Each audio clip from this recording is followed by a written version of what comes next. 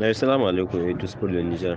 Barka da sahiya. Yau ne Mamman Usman ke garzayawa kotu domin kalubalanta sakamakon wucin gadi da hukumar zaɓe ta ƙasa Seni ta bada na cewa ɗan takara Muhammad Bazoum ne ya yi nasara. Mamman Usman ya yi watsi da wannan. Lalle yau ne yake duka kai hujjojin shi da duka takardun sakamakon da suka ce shi wanda yake cewa shi ya lashe zaɓe bisa sakamakon da wakilan shi na faɗin ƙasa duka suka tattara a mazaɓu daban-daban. Lalle yau ne yake kai ƙara kotun koli domin duba dukkan sakamakon da yake ikirari na cewa shi ne ya yi nasara, shi ne ya ci zaɓe da kashi 50.30 kamar yadda ya ce shi Mamman Usman.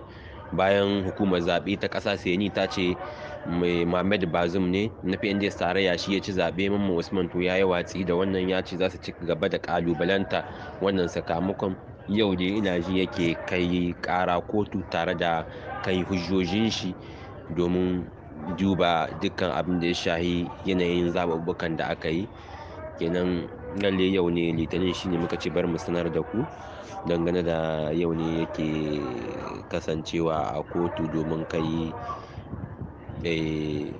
ƙara na ƙalubalanta sakamakon da Seni ta bada na cewa bai yarda da shi ba kuma ba zai taɓa yarda da shi ba.